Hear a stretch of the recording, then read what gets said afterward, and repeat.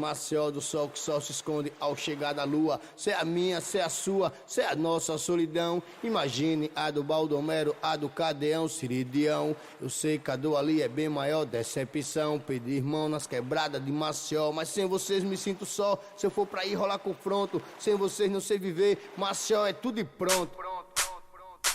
Aqui é o Leon e esse é o Flaucast, um podcast alagoano de esquerda e como todo Flaucast de flau de maracujá, delicioso. Você gosta de flau de maracujá, né? Sim, eu adoro. Tá.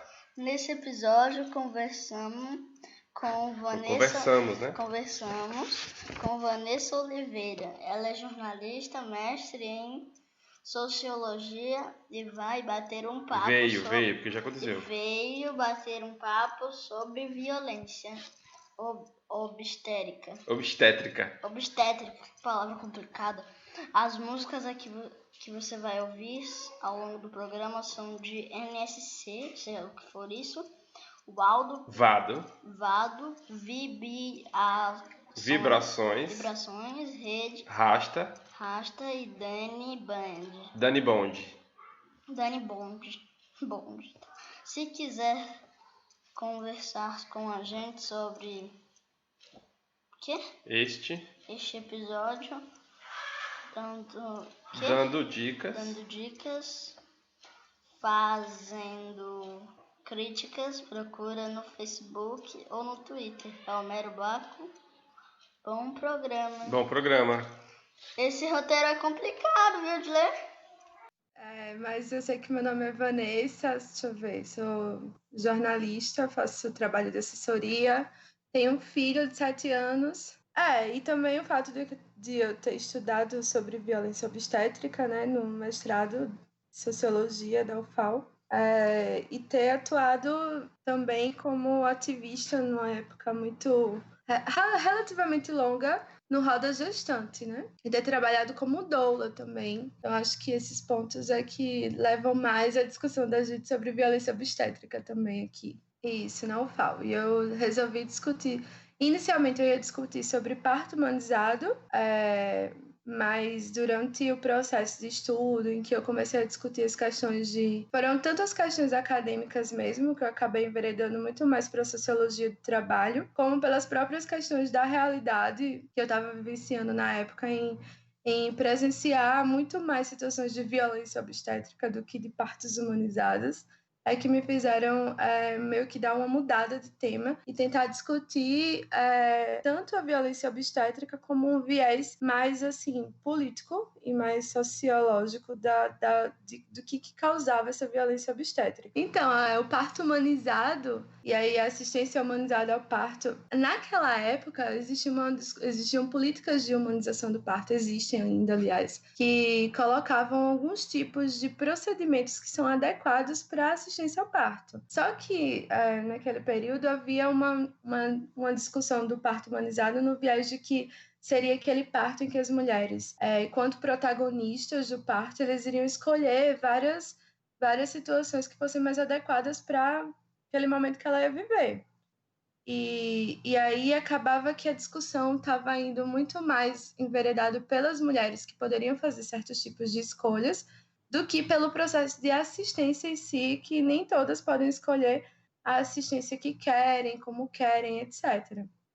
Então, a humanização do parto, a humanização da assistência veio como uma política pública, mas, ao mesmo tempo, as discussões estavam vindo muito mais dentro do âmbito mais privado, né? E aí, depois que começou a aumentar a temática da violência obstétrica, aí que a discussão ela tomou um pouco mais de amplitude, no sentido de que as mulheres estavam perdendo durante o processo de parto, tanto no sentido da violência que elas sofriam, uma violência que podiam ser identificada como agressões verbais, agressões físicas mesmo, procedimentos que não eram necessários, mas que eram cometidos de forma contínua nas mulheres, de colocar medicamentos que eram muito mais prejudiciais do que ajudavam, fazer cortes, por exemplo, no períneo vaginal, que provocavam lacerações muito maiores do que uma laceração natural, ou mesmo cesariana feita de forma eletiva, de forma padronizada, sem necessidade, e sem a mulher ter noção dos riscos que trazem uma cirurgia de médio risco, que é a cesariana, né? Então, como que isso era traduzido em violência obstétrica, é que acabou levando um pouco mais de tempo. Foi algo que só conseguiu incorporar aqui no Brasil mesmo, ainda nem enquanto lei, mas enquanto um tipo de termo que a gente usa muito dentro dos movimentos feministas, na discussão mesmo de saúde pública. Só começou a tomar muito mais forma mais ou menos em 2010. E aí, em 2010 foi que houve algumas pesquisas maiores, até em âmbito brasileiro, trazendo alguns dados mostrando, por exemplo, que 1 a cada 4 mulheres revelou ter sofrido violência obstétrica. Isso significa que 1 em cada 4 mulheres sofreu? Não, mas pelo menos que 1 a cada 4 mulheres identifica ter sofrido. Porque existem várias violências que as mulheres acreditam que, na realidade, foram procedimentos totalmente necessários, ou que aquela fala que o médico dirigiu a ela, ou a médica, ou a enfermeira, era uma fala que por ser institucionalizado e tudo mais, era uma fala que era necessária, porque realmente ela estava gritando muito. Então, muitas mulheres ouviram cala a boca, ouviram na hora de fazer você não gostou, e mesmo assim não identifica isso como uma violência. Agora, sim, claro que a gente imagina que, de alguma forma, e aí foi algo que eu tenho refletido mais recentemente, que de alguma forma as mulheres identificam sim quando sofrem uma violência. Tanto que no mês passado eu participei de 2 rodas sobre violência obstétrica em faculdades, e aí eu sempre chegava e dizia, tá, o que vocês conhecem sobre violência obstétrica? Alguém aqui já ouviu falar em violência obstétrica? Uma foi numa turma de Direito da faculdade particular, e uma foi numa turma de Pedagogia da Universidade Pública, da UFAL. E nas duas, no começo, as pessoas diziam, não sei. 1 ou 2 pessoas diziam, não, eu já ouvi falar nesse nome e tal, mas ninguém achava que sabia o que era. Quando chegava na metade, todo mundo já tinha 30 exemplos de pessoas, de mulheres, de esposa, de mãe, de vizinha que já tinham sofrido violência obstétrica. Então, acaba sendo um tipo de situação em que as pessoas acham que não sabem o que é, mas no final das contas elas sabem. É isso que eu tenho tomado aqui como reflexão ultimamente, né? Alagou as terras do meu coração, molhou, encheu de lágrimas. Alagou as terras do meu coração, molhou, encheu de lágrimas.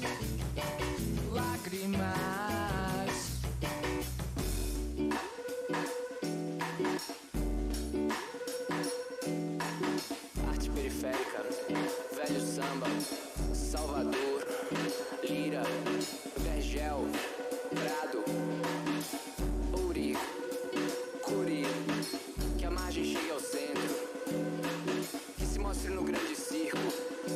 Levanta esta bandeira, a bandeira da diversidade, dos compositores de bairros distantes. Levo este estandarte.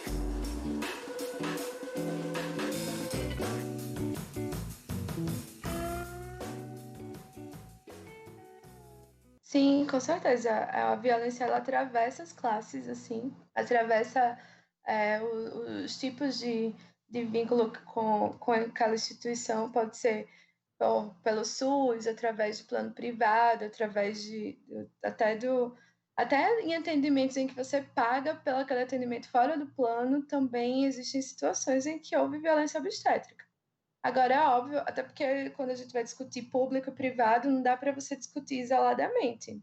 Então, a relação do sistema de saúde, ela é necessariamente pública e privada aqui no Brasil. Vários hospitais, várias maternidades que atendem pelo SUS, elas são feitas através de instituições que são privadas e que têm um convênio com o SUS, que é o caso de várias maternidades aqui, né? Então, a gente não pode nem desvincular. Até a questão da distribuição de recursos, como isso é feito e tudo, faz parte de um vínculo público e privado que cada vez mais esvazia o SUS para tentar fortalecer essas grandes empresas de planos privados e essas indústrias hospitalares para obtenção de lucro mesmo. Não tem outra coisa a se falar, né, sobre isso. Então, nessa história, acaba que várias situações no atendimento são diretamente afetadas. No que diz respeito à questão do SUS, a gente pode até colocar aqui que a violência obstétrica, por mais que ela atravesse, ela realmente acontece em todos os âmbitos público e privado, mas a gente sabe que os níveis de violência são diferentes, né? E não só em relação à classe, como em relação étnica e racial, porque a gente sabe que as mulheres negras, mesmo dentro do SUS, existe uma violência muito maior para as mulheres endereçadas às mulheres negras, porque eles têm ainda uma noção de que mulheres negras suportam mais a dor, então elas recebem menos anestesia. Elas também adolescentes, e a gente tem um grande número de casos de gravidez de adolescência aqui no Brasil e aqui em Alagoas. Então, as adolescentes também acabam recebendo muito mais violência verbal durante o trabalho de parto, porque acaba sendo uma relação também punitivista, no sentido de para que aquela adolescente não queira engravidar de novo nessa pouca idade. Então, acontecem outros tipos de situações de agressão verbal ou de negligência contra as adolescentes. Então, a gente tem aí uma violência que ela é uma violência que atravessa a questão de classe, mas que ela tem um nível maior quando são mulheres que são usuárias do SUS, mais ainda quando são negras e mais ainda tem a violência etária, assim, que é quando elas são adolescentes.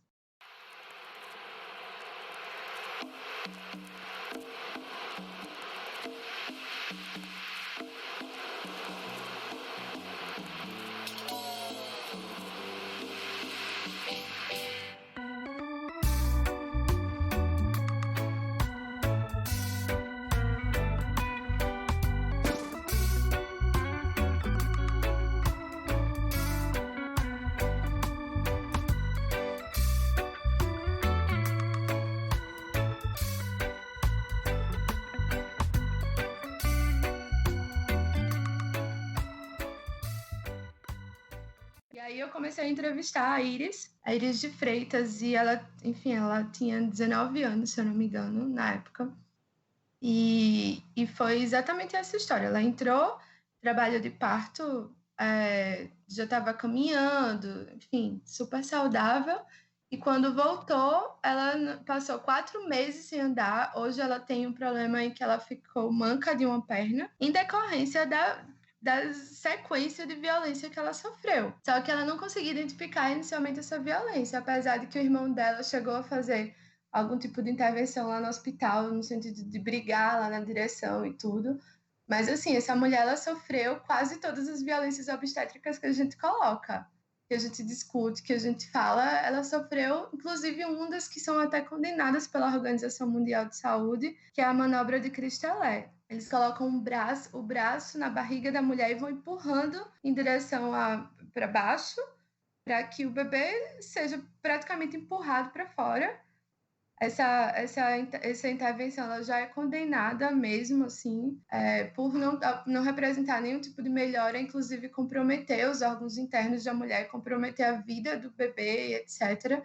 Mas mesmo assim, a gente percebe que nas maternidades de várias formas ela persiste, mesmo que de uma maneira mais leve, um empurrãozinho mais discreto. No caso da Iris, não foi discreto, foi algo bastante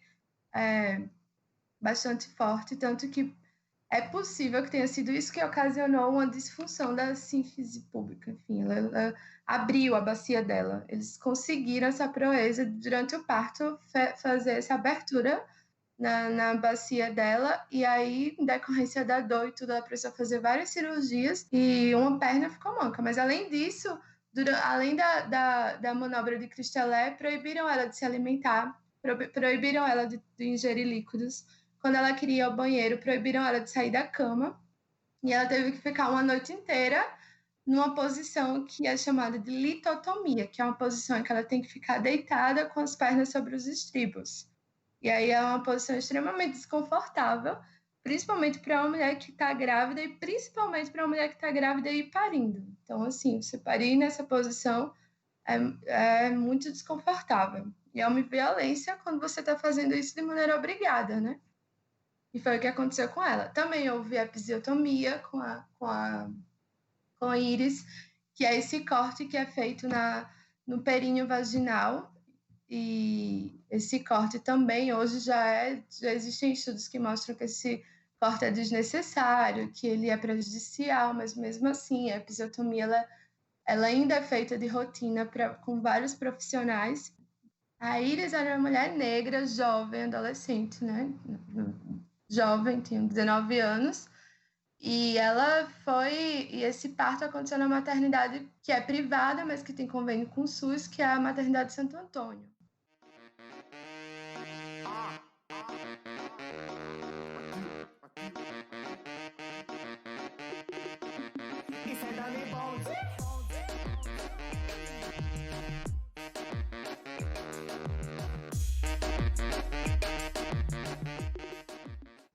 Eu tive meu filho dentro da perspectiva do plano privado e tal, mas ao mesmo tempo eu tive algumas assistências obstétricas ao longo da gravidez e uma delas foi uma dessas médicas, foi a médica que me tratou muito bem, mas me disse muito gentilmente que não iria estar assistindo o meu parto normal, assim. Mas depois, qual não foi minha surpresa quando eu descobri que a mesma obstetra que tratou a Iris com toda essa violência foi a que me tratou muito gentilmente dentro do consultório dela e etc, né? Então a gente vê que, como assim, a pessoa tem dupla personalidade quando está dentro do SUS, atende de forma extremamente violenta, mas quando está lá na clínica dela para pacientes que são conveniadas pelo plano, já atende de uma maneira muito mais respeitosa. O que está acontecendo, né? Você se elege, na verdade, você é socializado para eleger quem que você vai trazer algum tipo de atendimento humano e quem você não vai, quem que você vai humanizar e quem você vai desumanizar. No caso da Iris, ela foi extremamente tratada de maneira desumana, assim, não tem como alguém chegar, ver um outro ser humano que está ali na sua frente, deitado, sentindo dor de parto, porque está trazendo para o mundo um outro ser humano e você tratar essa pessoa com violência sem saber que você está tratando com violência, assim. E é essa rotina, muitas vezes, nas maternidades, assim, de tratar essas pessoas que acaba que, dependendo da situação da maternidade, dependendo da situação de quantidade de pessoas, etc., você vai tratando como um número ou você vai tratando como uma coisa, né? Não vou dizer nem como um animal, coisa assim, você vai tratando como uma coisa que você tem uma finalidade, que é tirar aquele bebê dentro daquele depósito de bebês e pronto. E aí foi assim como a Iris acabou sendo tratada dentro daquele espaço, assim. Então, você imagine os momentos de tortura que ela deve ter sofrido durante todas essas horas em que ficou dentro de uma instituição que não era a casa dela, ao todo tempo, com profissionais vindo dizendo o que ela deveria fazer e o que ela não deveria fazer na hora em que ela estava tendo uma dor descomunal de um parto repleto de violência. Porque, assim, a gente tem uma dor do parto e tem a dor da violência no parto. A dor da violência no parto é infinitamente maior do que a dor de um parto em que não há essa violência, né? E ela sofreu violência desde o momento em que ela entrou naquela maternidade até o momento em que saiu. A Iris foi um caso que chegou até a gente a partir de uma notícia num site, mas imagine quantos casos não acontecem cotidianamente, quantos casos de mortalidade materna não acontecem também, porque vários direitos desses são também retirados, inclusive o direito do acompanhante, né? Porque no caso de Iris, ela ainda teve em alguns momentos o direito do acompanhante respeitado, em alguns momentos não, mandaram a mãe dela ou o irmão para fora, mas em alguns momentos ela teve, então houve testemunhas sobre o caso. Mas a gente tem casos que eu até coloquei na época na pesquisa, casos de mulheres que chegaram super saudáveis, na maternidade, não aceitaram acompanhante, então a mulher ficou sozinha, não deixaram ela usar celular nem nada. Ninguém sabe o que foi que aconteceu, mas de repente a mulher morreu durante o parto. E aí, assim, não há testemunhas, ninguém sabe se foi uma morte que aconteceu, porque, enfim, acontecem mortes também, ou se foi por uma negligência, por uma violência, não há como saber, mas a gente sabe que, de certeza, uma violência foi cometida, que foi isolar essa mulher, que foi o caso da Claudineide também. Esse caso aconteceu em Coruripe, se eu não me engano. E aí e foi o que aconteceu com ela. Ela teve a lei do acompanhante desrespeitada, ela entrou sozinha na maternidade, ela não pôde se comunicar com absolutamente ninguém da família e ela morreu. Ninguém sabe o que aconteceu. Então, há essas situações assim que são brutais e há outras situações que são menos brutais, que são violências isoladas, mas que acabam deixando o parto extremamente inseguro e violento. Quando acaba o dia, choro por dentro e lembro quando a gente ia pro mar. Quando chega a noite, eu lembro do tempo que a gente costumava viajar no pensamento. E como a Iris, quando saiu do parto, ela saiu sem caminhar, precisando de vários cuidados médicos e com o bebezinho dela no colo, a mãe teve que deixar de trabalhar para poder cuidar dos dois. A Iris também, obviamente, não podia trabalhar, nem podia mais estudar, nem trabalhar, porque ela estava de cama. Então, eles não tinham mais como buscar renda, porque, enfim, só eram elas duas.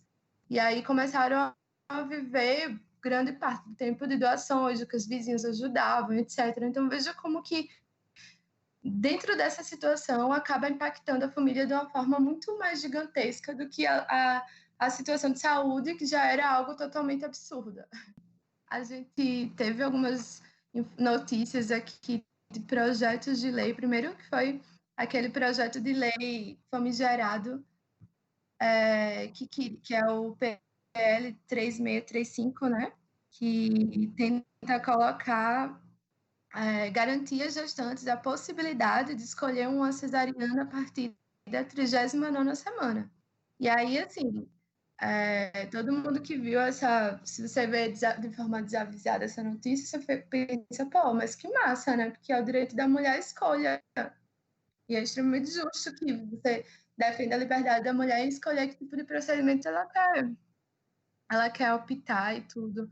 Mas, enfim, por que a gente que está no movimento de humanização, a gente problematiza tanto esse projeto de lei, né? E aí vem toda a armadilha que está incluída nessa ideia de liberdade.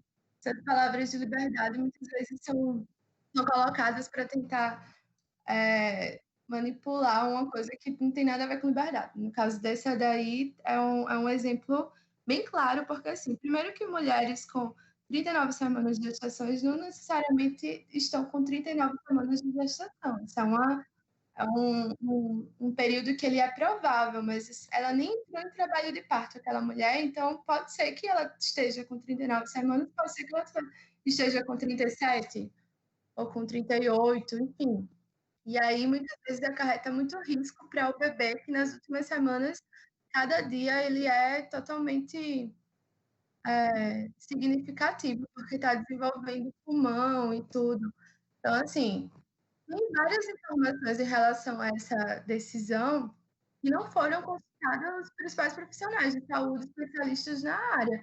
Foi simplesmente escolhido dentro de uma perspectiva das corporações médicas de querer facilitar um trabalho de aceleração daquela cesariana para retirar todos os tipos de avanço que se tem hoje no Brasil, que está tentando combater de alguma forma, dentro do âmbito da saúde pública, o alto número de cesarianas. E aí, por que combateu o alto número de cesarianas? Tem um estudo até que alguns médicos trouxeram mostrando como eram as cesarianas pelo mundo. E aí mostra que, por exemplo, em alguns países da África, em que as cesarianas elas estão em um número de 1%, 2%, 3%, há um caso de mortalidade materna muito alto. Por quê? Porque existem vários casos em que a cesariana é necessária e eles não têm acesso a esse procedimento. Aí eles vão para países da Europa, em que a taxa de cesarianas ela é bem menor, ela está mais ou menos em 30%, 20% ou até menos. E aí, nesses casos, vê que a mortalidade materna é quase nula, é muito pequena. E aí, quando chega para países como o Brasil, em que a taxa de cesarianas ela é muito grande, aí aumenta de novo a mortalidade materna. Então, há uma curva em que nem um número muito baixo de cesarianas, nem um número muito alto é benéfico. Na verdade, ela estando entre uma contabilidade aí de 10% a 15%, que seria ideal, porque são cirurgias que são feitas de acordo com os critérios que recomendam as cirurgias, porque a cesariana ela é uma cirurgia de risco, tanto para a mulher como principalmente para os bebês. Então, assim, você chegar e tratorar toda essa discussão, um país que estava com 50 e tantos por cento, agora a gente está com 42%, que ainda é um número alto.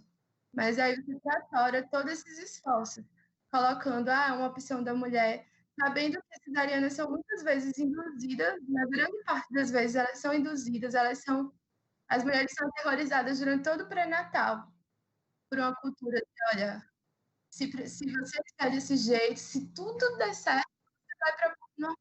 Assim, nunca dá tudo certo, sempre tem alguma coisa que vira algo grande que leva a mulher para cesariana. Então, você ignora um movimento que está tentando combater a mortalidade materna de forma muito séria e que está querendo combater também a morbidade, que são os casos em que as mulheres têm sequelas depois da cirurgia e tudo. E, enfim, simplesmente coloca lá como se fosse uma liberdade. Por ser liberdade, parece ser uma coisa bonita, então ok, vamos lá. E na verdade não é nada disso, né? É uma resolução do CFM que prevê não, assim, eles utilizam o código de ética como embasamento, mas é uma resolução que quer tirar das gestantes o direito à recusa de tratamento. Se você entra no hospital e o médico chega para você e diz, então, Mário, você está aqui, provavelmente você vai precisar de um soro. E você diz, não, mas na verdade eu posso tomar água, eu não quero esse soro. Você pode recusar o tratamento e ele pode dizer, tá, você quer recusar, ok, mas você vai ter que assinar esse termo de recusa de tratamento. Você vai assinar o termo de recusa, você vai poder ir para casa e fazer o que você quiser, ou tomar a sua água, ou enfim, ficar desidratado, ou o que você quiser, né? Isso eu estou falando dentro de uma perspectiva adequada. Você precisava daquele soro, mas você poderia usar outra coisa, enfim, de uma situação bem adequada que acontece. Agora, imagine que agora as grávidas, se a mulher chegar e ela estiver grávida, ela não vai ter direito a recusar o que o médico indicar. E aí, dentro de um âmbito que a gente tem de sistema obstétrico, onde há uma série de cesarianas que são feitas mais de pelo menos 20% a mais de cesarianas são feitas sem nenhum tipo de necessidade, porque são feitas sem nenhuma indicação. Dentro dos hospitais privados, isso já sobe para mais de 80% a 90%. Dentro do âmbito da própria violência obstétrica, em que as mulheres recebem vários procedimentos desnecessários, que são agressivos, que causam risco para ela, causam risco para o bebê e etc., agora elas não vão poder recusar esse tipo de procedimento, porque, enfim, agora o CFM baixou essa resolução que diz que não, que elas não vão ter direito a essa recusa. Você pode até assinar recusa, porém não vai adiantar, porque eu sou médico e eu decido que o procedimento você vai adotar. E aí, essa daí é tão absurda que, assim, o Ministério Público Federal já entrou com uma ação tentando bloquear esse tipo de resolução, porque, né, é tão absurda que a gente fica acreditando que não tem condições de passar algo assim, mas ao mesmo tempo ela já estava ali, porque ela é uma resolução. Agora, até então, o que acontece? A gente tinha um problema da questão de, assim, você não pode reclamar dentro da maternidade, porque se você disser que não quer uma coisa, eles podem negligenciar o atendimento, coisa assim. como tinha a própria questão da falta de informação, as mulheres não sabiam que aquele procedimento era desnecessário. E agora, de alguma forma, estão começando a saber, porque as informações estão circulando. E aí, até então, existia a possibilidade da recusa, sim, apesar disso tudo, sabe? Se a mulher chegasse e dissesse, não vou querer que você me corte, então o médico não poderia cortar aquela mulher, por mais que tivesse toda a situação brutal assim, a mulher poderia simplesmente pegar e sair daquela maternidade e dizer, eu não vou ser atendida aqui, ponto final. E hoje, com a recusa, com essa recusa sendo recusada, o que acontece? Aí a mulher, se a mulher disser, eu não quero fazer esse procedimento, ele vai poder dizer, olha, mas assim, aqui eu não estou cuidando só de você, eu estou cuidando de você e do seu bebê, do nascituro, né, do feto, tudo. Então, se ele vai precisar para que ele nasça com vida e nasça bem, eu vou ter que fazer. E aí é uma maneira bastante... Eles negam até a morte, mas, assim, o fato ele acaba sendo maior do que qualquer tipo de discurso. É uma maneira de você tentar recolocar o direito do nascituro sobre o direito da mulher dentro do âmbito médico, né? Não mais dentro daquele âmbito mais religioso do direito do nascituro e tudo, mas dentro do âmbito médico, de posso fazer o que você quiser, porque no momento do parto, o bebê já tem um direito civil sobre isso, sendo que muitos desses procedimentos aí, que é o mais, assim, cômico se não fosse trágico, muitos desses procedimentos, eles são, inclusive, totalmente prejudiciais para o bebê também, né? Então, mas ainda que isso fosse discutível, mesmo assim, a mulher é que é o sujeito de direitos, e ela acaba tendo esse direito totalmente negado, porque agora é algo legitimado. Então, acaba sendo muito grave por isso, porque se antes a gente podia chegar numa roda de conversa, na sala de espera do posto, e começar a discutir sobre os direitos das mulheres de negar procedimento, hoje, como é que eu vou fazer para chegar numa sala de espera de um posto e dizer, olha, gente, se o médico quiser cortar, chegar com aquela tesourinha e ele quiser cortar, vocês já podem dizer que não quer, desde que o bebê nasça sozinho. Como é que agora a gente vai dizer isso? Se o médico disser que pode, vai poder ir pronto. Até para a gente tentar minimamente construir esse espaço de informação sobre os direitos, sobre o que é necessário de fato, o que não é, a gente vai estar limitado pela própria lei agora. Então, assim, claro que é importante a gente discutir a questão de que existe um mundo para além das leis, mas nesse caso específico é porque é uma lei que precisa ser, uma resolução, no caso, que precisa ser derrubada, não que precisa ser construída algum tipo de lei em torno disso, mas ela tem que derrubar, tem que cair, porque tendo essa resolução, a mulher ela chega dentro do hospital totalmente refém, ela vira uma refém muito maior, ela já era refém, agora ela vai ser uma refém legitimada, né, por toda a instituição hospitalar, então é muito, muito, muito, muito grave.